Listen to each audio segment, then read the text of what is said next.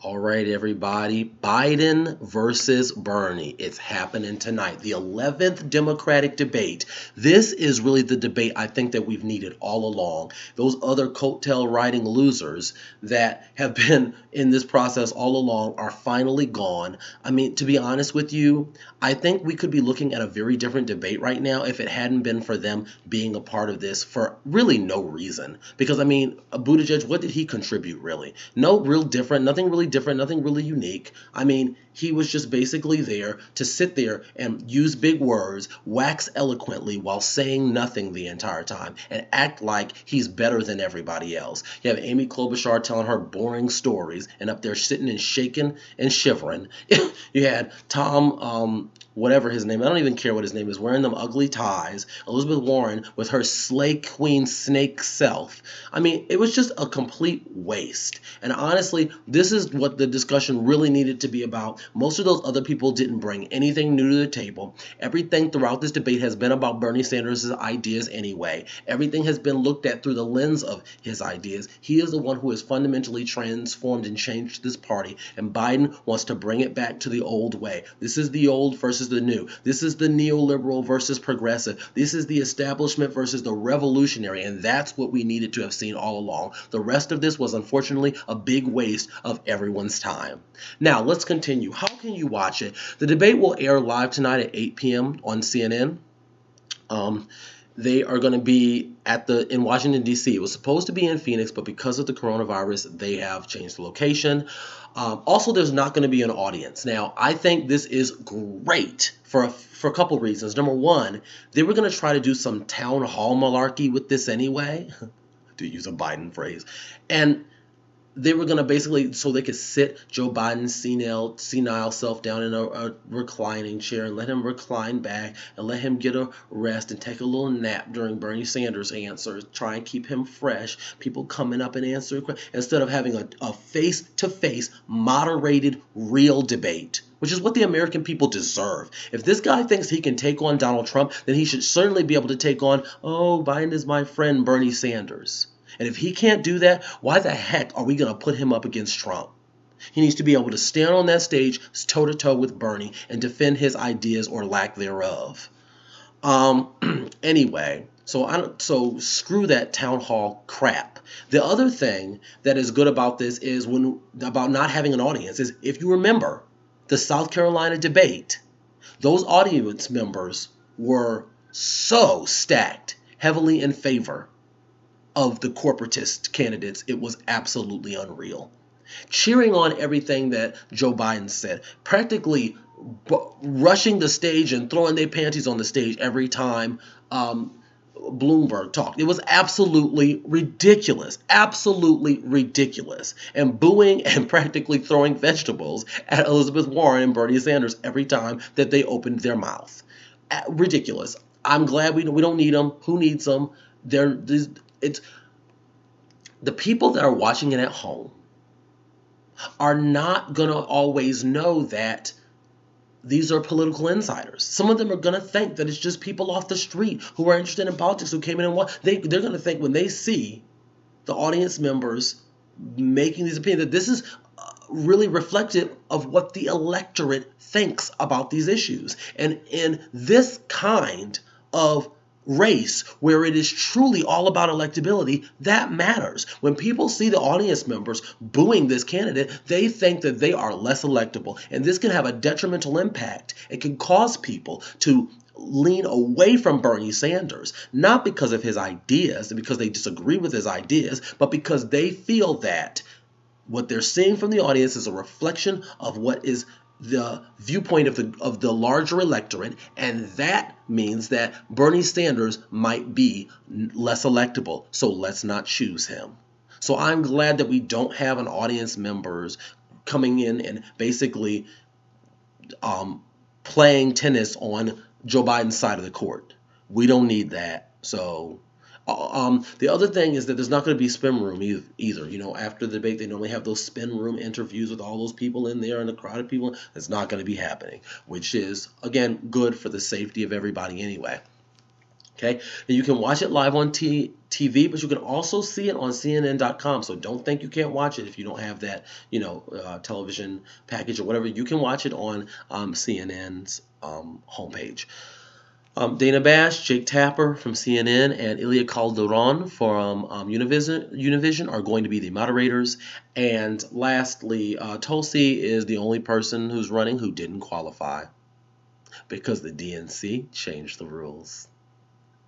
So all of this nonsense about, oh, people of color, we care, we truly care. No, they don't. They don't care because we have a person of color that's still in the race, and they've said you're not going to be a part of this debate, so you can get bent. All right, cool. Now, what can we expect? Well, for one thing, I expect, and I think a lot of other people are expecting as well, that there's potential for there to be a lot of people watching this debate. Because of COVID-19, the coronavirus, people are not going out as much, at least they shouldn't be. A lot of people aren't. Some people are still being absolutely ridiculously irresponsible and going to bars and clubs and all of that. But most people are trying to do a little bit of social distancing. And so people are going to be in their house anyway, nothing else to do, might as well turn on the debate. So that could be really, that could make this debate more impactful than maybe any other debate we've had so far. I also think we can expect there to be questions about COVID-19 and public safety. I mean, if they're doing their job, they should absolutely ask plenty of questions about that. Let's talk about this debate specifically from the Joe Biden perspective.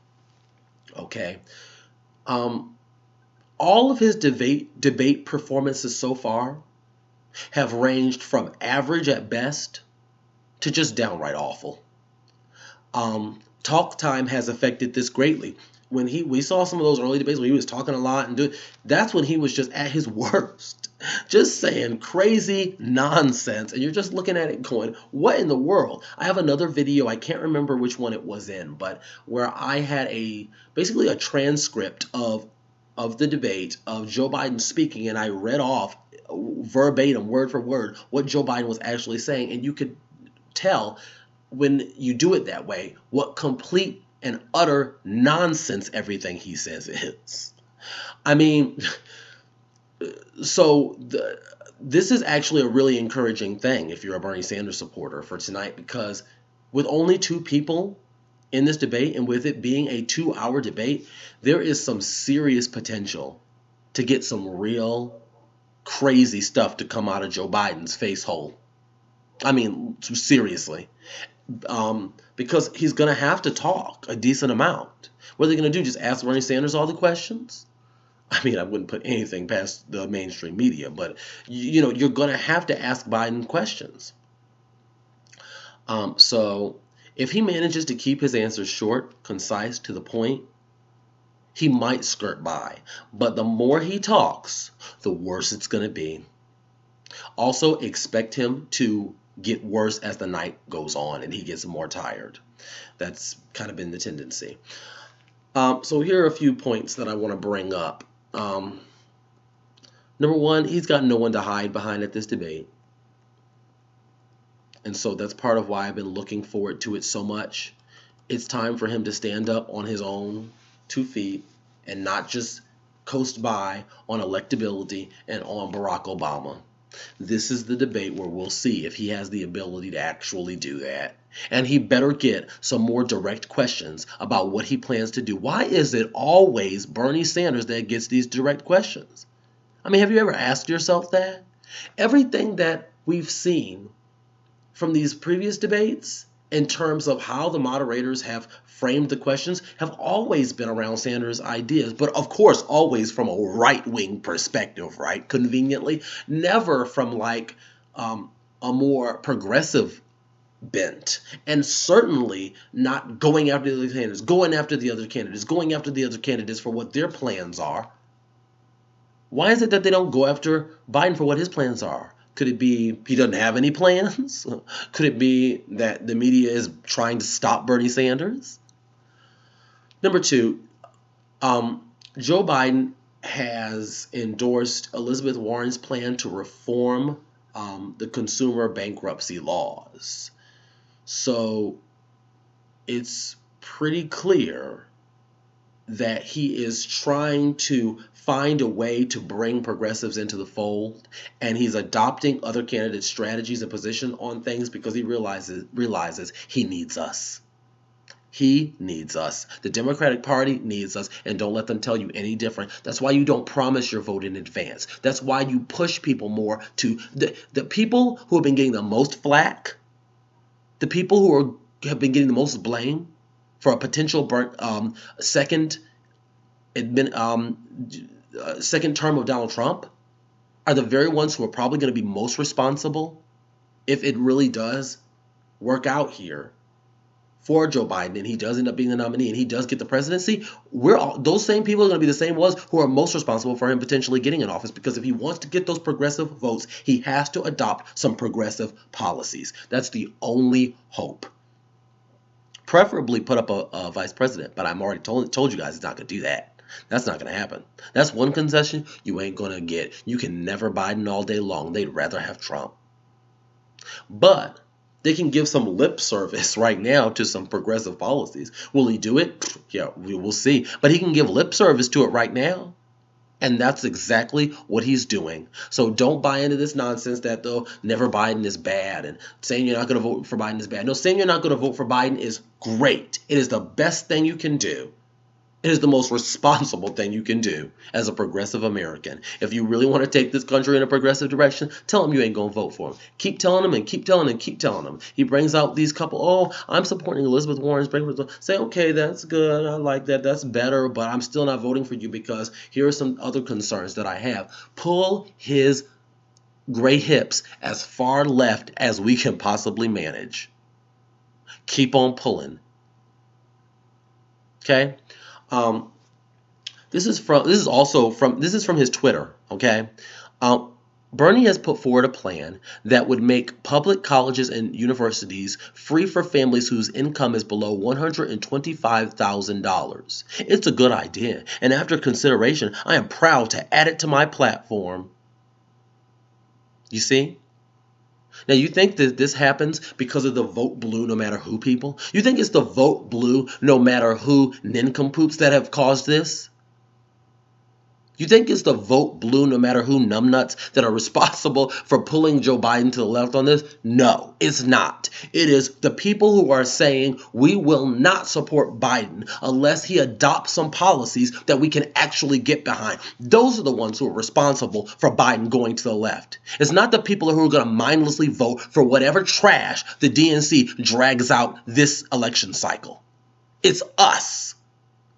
So let's be real clear about who deserves credit for any movement to the left from Joe Biden. It's not the people who are voting for him anyway, no matter what. Why does he have to change any positions for you? Special hint, he doesn't.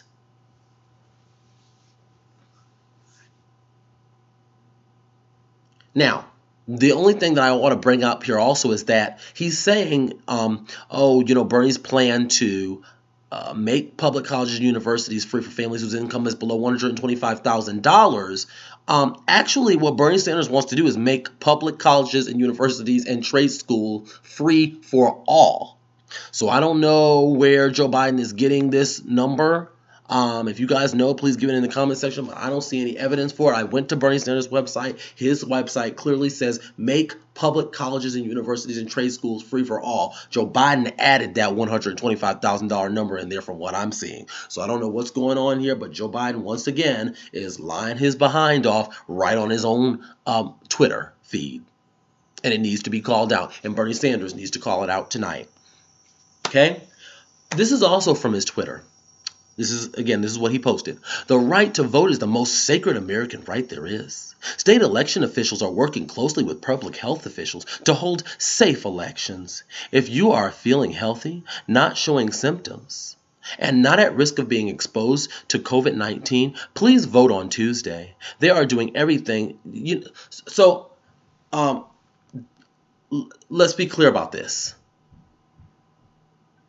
Joe Biden and the DNC does not want to postpone these elections. And don't let anybody tell you any different. They want to do everything in their power to hold these elections as scheduled. If they could have the rest of the elections tomorrow, they would do it. If they could have had all the elections before this debate, the DNC would have done it.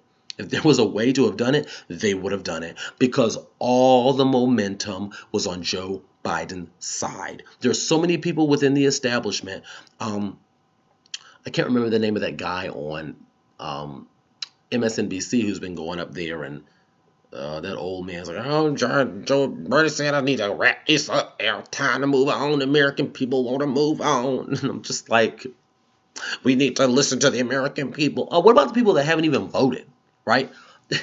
And Jim Clyburn coming out and be like, we need to cancel this debate. This next debate don't even need to happen. It's done. It's going to be Joe Biden. Let's move on. Nobody was saying let's move on after Bernie Sanders spanked Joe Biden in Nevada, did they? No, of course not. But all of a sudden, it's time to move on now that the entire establishment wing of the party has lined up behind Biden. No, it ain't time to move on. Because you know what? If we moved on, those concessions that I just talked to you about, him actually at least giving lip service to free college, him actually giving lip service to undoing his own disastrous policy of the bankruptcy bill, we wouldn't have had that if we just moved on. So no, it ain't time to move on. We need to keep going. We need to get more concessions. Hashtag never Biden right now. Hashtag never Biden right now. We need more concessions. You want my vote? Earn it. So they're doing everything they can not to postpone these elections because that might help Bernie Sanders. The longer this goes on, the longer that we can see Joe Biden. He did this electronic, I think it was a town hall, virtual town hall, where he's sitting there in front of the camera talking, and then he starts walking off. He's like, Corn Pop told me. It's just like, dude, what are you doing? Stay in front of the camera. Then they cut to a screen where it's like, Biden for Illinois. Nothing to see here. Nothing to see here. This is a crazy country, people. This is a crazy country. I can't believe that we are in a position to possibly have one of the most progressive senators of our lifetime, one of the smartest people who is actually for serious substantive change that can help everybody's lives out. I can't believe that we're in the middle of a pandemic like this, where we have a candidate who wants to give us a Medicare for all system that would help us. I can't believe that we've got that as a choice, and this person is smart and intelligible and coherent and knows where he is and what day it is. And we've got another guy who's just like completely in la-la land 24/7, doesn't know where he is, doesn't know whether it's 1970 or 1990, or whether Margaret Thatcher is the prime minister of Russia or somebody else is he's just all over the map. I can't believe that we're in that situation. Americans are looking at that and going, yep, I think that's more electable. This is a crazy country, ladies and gentlemen. I just can't. Look, if they're asked about this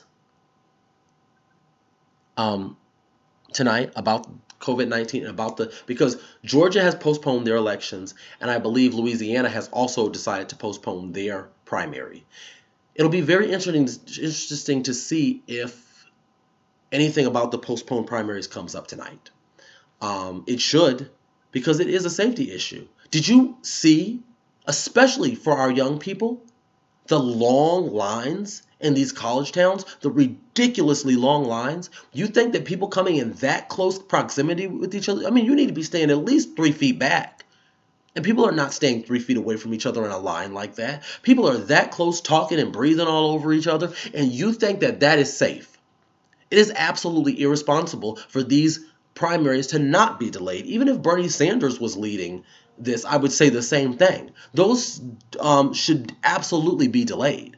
Why would you bring all those people together and then they got voting machines? People going to be touching on the same voting machines and using pencils and touching the same people, handing people stuff. And a lot of those people that work these polling locations are old. I didn't see not one single young person working the polling location that I went to.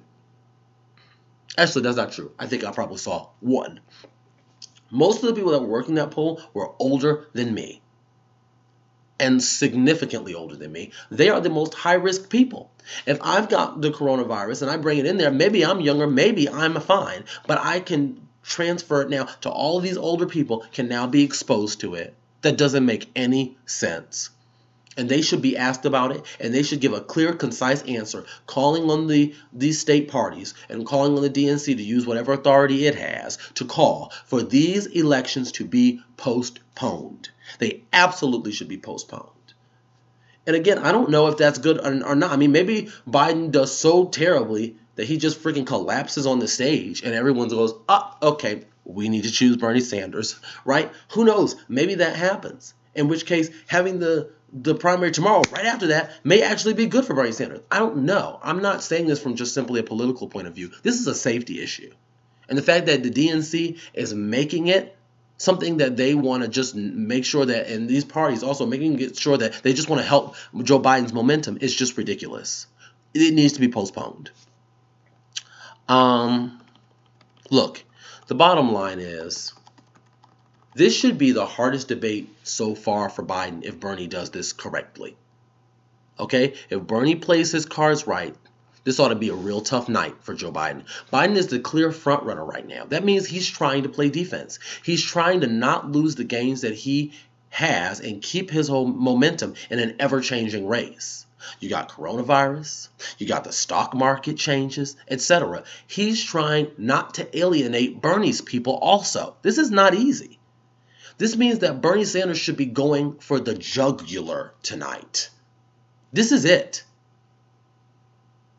I really believe that this is it. I think this is Bernie Sanders' last chance to turn this race around. He needs to go scorched earth. So let's turn our attention to Bernie Sanders specifically and what we might be able to expect / what he should do tonight. Number one, I expect him to be his usual policy-focused self. He's going to make it all about the policy. He's going to talk numbers. He's going to talk about what he wants to do. And look, that is good, but I'm not sure if it's great.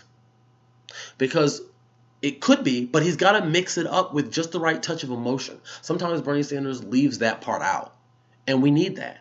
Look, I don't want to hear endless stories about people that you talk to on the campaign trail who, said that they think corporatism is great and they think that we should give all of the money to the rich. I mean, of course not. But when it comes to what Bernie Sanders is talking about, I do want to hear his Medicare for All plan mixed with a story. Who have you talked to? Who's going to die? Give the person a name and a face.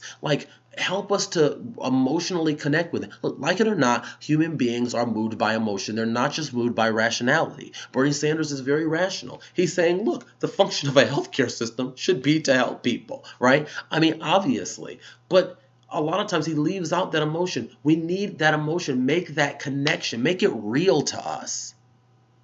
Bring up that people are going to die under Joe Biden's plan. Do not let them corner you into talking about the cost of the program all night.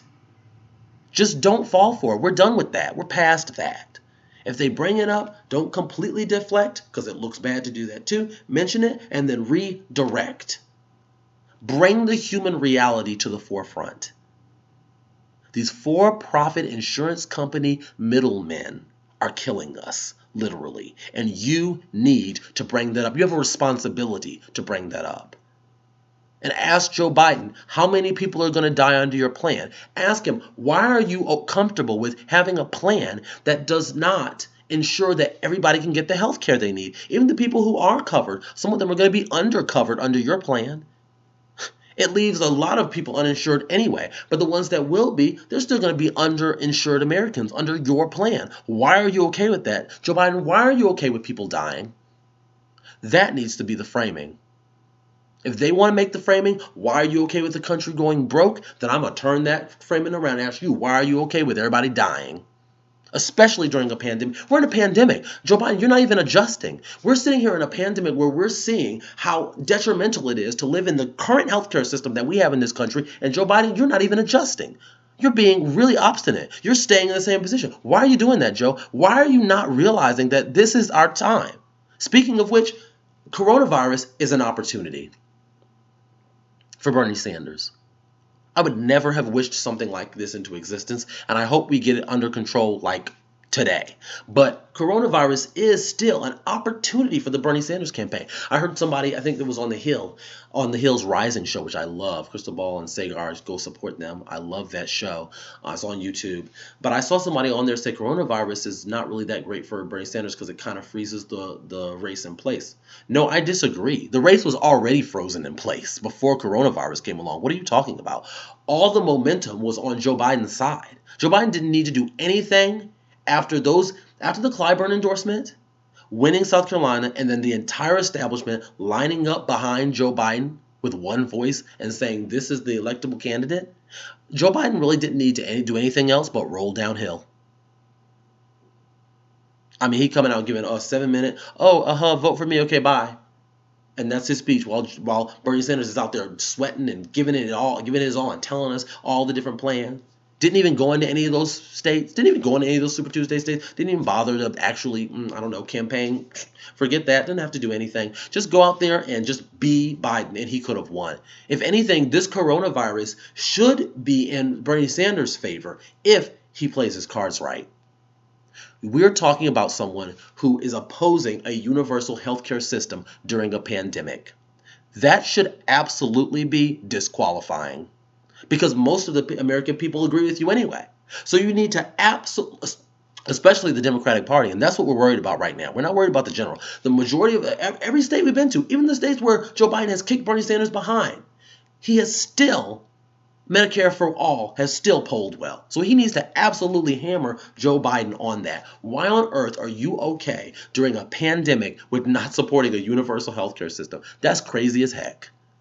We got people that are going to be afraid to get tested, ain't going to want to get tested because they're afraid they're not going to be able to afford the cost of being quarantined, being isolated, or being in a situation where they have to spend thousands upon thousands upon thousands of dollars to get treated for this disease. Wow. This watered down paid sick leave bill that we got from the Democrats is also another opportunity. Pull Joe Biden's hips to the left on that too. Joe, I mean, we're in a situation now where there are going to be so many Americans who are not going to actually be able to pay their bills. This could potentially have tremendous economic strains to put tremendous strains on people economically. Are you going to support paid sick leave mandated by law for every American or not? Are you going to support it, Joe? Are you going to support it? Are you going to support it? We got people that can't pay their bill. Are you going to support it? Don't just say, they'll probably, again, I imagine this bill might come up tonight as well. Don't just be okay with Joe Biden saying, yeah, I support it, and then you support it. No, you've got to absolutely go on the offense. It's not enough for Joe Biden to support this bill. He needs to support mandated sick leave for every single person in this country.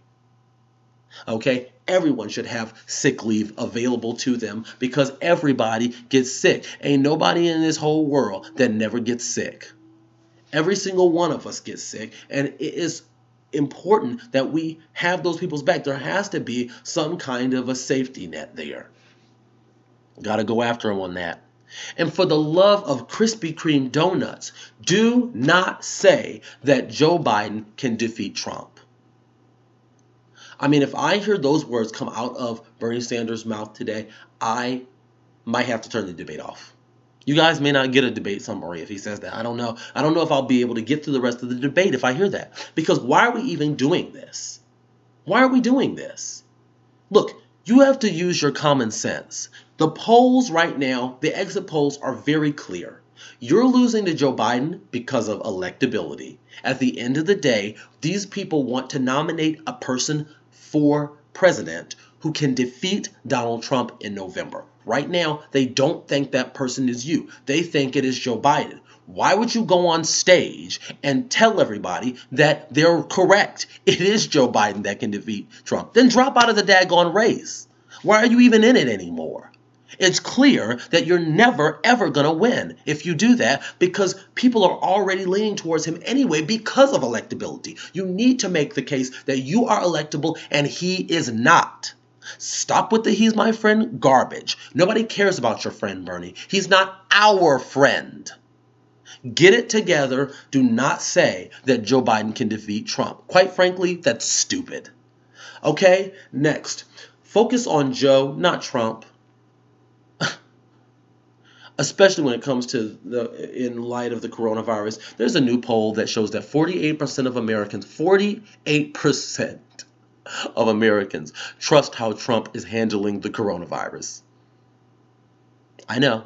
I know. I know. 48%. Wow. Just wow. So look, focus on how healthcare would be a preventative measure for this. Don't just spend all your time going after Trump. You can mention that in passing, but we're not going to get any of his voters. These people are brain dead. They think Joe Biden's doing just great. They think Donald Trump is doing just great handling the crisis right now. Oh, man. Oh, gosh. It's time to move. It's time to relocate, y'all. Next, if the Bernie bro crap does come up, you need to absolutely be strong in knocking it down. Look, if these people have a video, all of you Bernie bro haters out there that are virtue signaling, if you have a video of Bernie Sanders threatening to fight a voter, if you have a video of Bernie Sanders name calling constituents or anything like that, please bring it forward. Oh, wait, nothing. Oh, that's right, nothing. Meanwhile, it's your candidate, Joe Biden, who's doing all this stuff. Don't sit here and talk to me about what a few online supporters are doing that's inappropriate when Joe Biden is being inappropriate every day in every way on the campaign trail. This is how you know that this Bernie bro nonsense is complete horsebucky. Because if it was actually really something they seriously cared about, they would hold Joe Biden to the same standard. It's not a real standard. It's not a real standard of civility politics. It's weaponizing civility politics. It's not a real standard because Joe Biden would fail the test 6 ways to Sunday. He's the worst. He's out there telling people, well, Joe, vote for Trump, vote for Trump. You all are the vote blue no matter who people. You should never, ever excuse a person saying vote for Trump, even in anger. Like, that should never be something that is excusable. But yet he gets excused when he tells me, vote for Trump, vote for somebody else, vote for the other Biden if you don't agree. Like, what? Calling people, saying that that's BS and you're full of it, and name calling people, he called one lady the craziest thing I've ever heard. I mean, just in there calling people's names. That's not in keeping with civility politics, yet you never hear their supporters complain about it. So Joe Biden can get out there and be directly, as the candidate, as uncivil and divisive and nasty to people as possible. But that's okay. But when Bernie Sanders is setting a sterling example of how to treat people, how to listen to people, and how to campaign in an above board and a proper and appropriate way, in a civil way, and even being way too nice to Joe Biden, but a few supporters online sent Elizabeth Warren snake emojis when she actually is one, and that's a problem. Get out of here. Elections need to be, the last thing I want to say about this is, and we'll see if this comes up, but I think these elections need to be postponed for safety. I've talked about this already, but I want to read something to you. This is from Edison Polls, okay? Edison Polls here. Okay, here we go. This is from their website, edisonresearch.com. Statement from the National Election Pool regarding the March 17th elections. That's 2 days from now. Okay, here's what they're saying. Due to the coronavirus outbreak, the National Election Pool will not be conducting in-person exit polls for the primaries on Tuesday, March 17th. We will still look to report counted vote totals as they were made available by election officials. Oh, great. And explore other options for reporting views of voters in states holding primaries. The National Election Pool remains committed to delivering the most comprehensive election coverage in the U.S. So Edison Polls is not even going to risk it by putting people out there to do the exit polls. But yet, these states still think it's safe to have the elections. What am I missing here? So we're still going to vote, but Edison Poll says it's not safe to send their people out there and do it. They ain't going to do the in-person interviews. But people are going to vote in person. I mean, come on. Obviously, these elections need to be postponed for safety. Okay, this has been long enough, so I'm going to tell you what not to expect. Number one, don't expect Bernie to mention Biden's cognitive decline. Just don't even set yourself up for disappointment. Just trust that hopefully the American people, the same people who think Elvis Presley still isn't dead, will be smart enough to see what's going on right in front of them. Yeah, good luck with that. I mean, at a certain point, again, I love Bernie Sanders, but at a certain point, it becomes a negligence on his part. This is not just about your candidacy. This is about the country.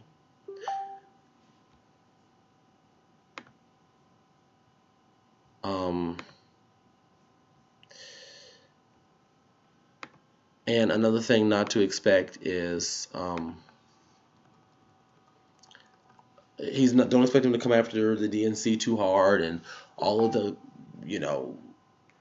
how it's been trying to get everything in Biden's favor and, maneuver and coordinate. He's not going to bring up any of that. And he probably should. I mean, he has to be careful about that anyway, because obviously you can't come after Obama. He's very popular, and he, of course, is a big part of that.